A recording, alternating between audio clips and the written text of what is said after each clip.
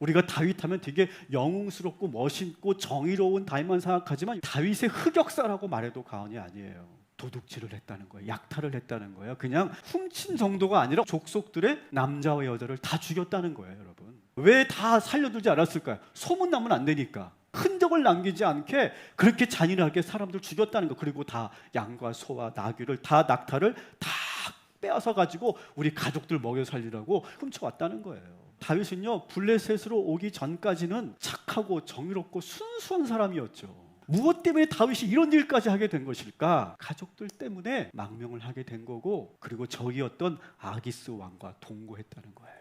다윗이 혼자일 때는 품위도 지킬 수 있었고 원칙도 지킬 수 있었고 정의롭게 얼마든 살 수 있어요. 근데 자기를 따르는 이 식송들은 이런 순수한 마음, 정의로운 마음으로는 뭘 해줄 수가 없다는 걸 뼈저리게 느꼈던 거예요, 다윗이. 자기만 믿고 따라온 이 600명이 넘는 이 식솔들이 이렇게 굶어 죽게 할 수는 없구나. 대쪽 같았고 타협할 줄 몰랐던 그가 점점 세상과 적절하게 타협해 가기 시작하는 모습이에요.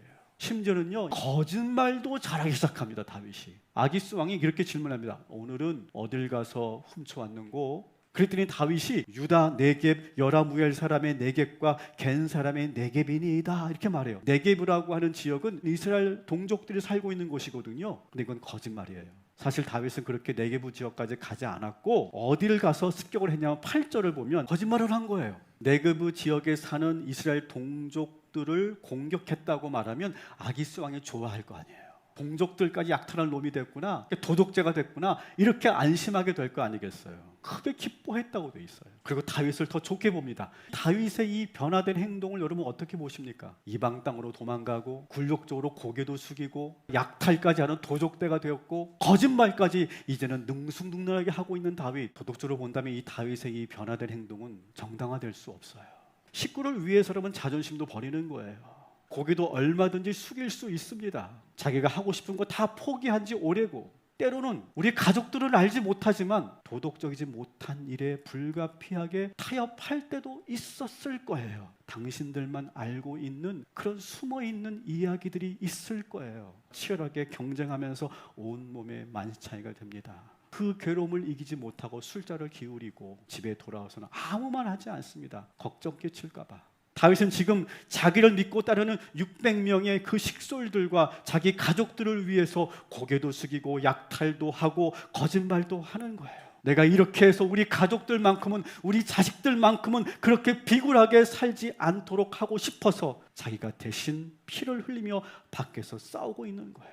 우리의 다윗, 우리의 아버지, 우리의 남편들을 우리는 어떻게 바라봐야 될까요? 판단하지 말고 사랑하는 마음으로 바라볼 수 있어야 돼요.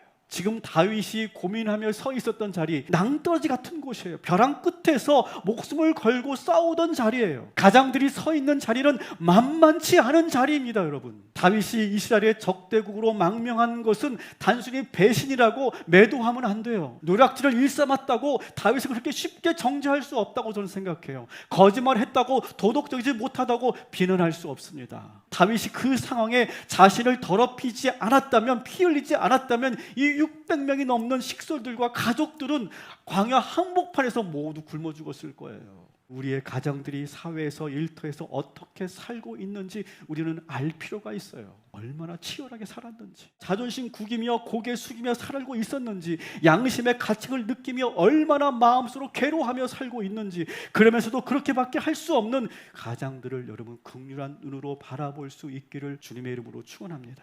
다윗의 행동을 무조건 변호하고 정당화하려고 하는 것이 아니라는 걸 여러분 꼭 이해하셔야 돼요. 기가 막힌 것은요, 하나님께서는 다윗이 그렇게 계속 살지 못하도록 1년 4개월 지나고 나서 그 모든 일들을 멈추셨다는 사실을 여러분 기억하시기 바랍니다. 아버지들도 우리의 가장들도 계속 그렇게 살지 않게 되기를 주님의 이름으로 축복합니다.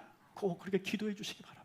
멈추게 하시는 하나님의 은혜, 아마 그 일을 멈추고 나서 어쩌면 더 힘들어졌을 거예요. 경제적으로 하나님의 그 인도하심에 따라 멈추게 된 거죠.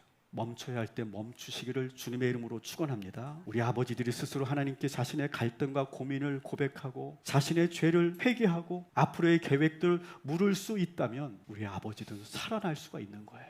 우리 아버지들을 위해, 우리의 남편들을 위해 꼭 기도해 주시기 바랍니다. 성경은 분명히 말하고 있어요.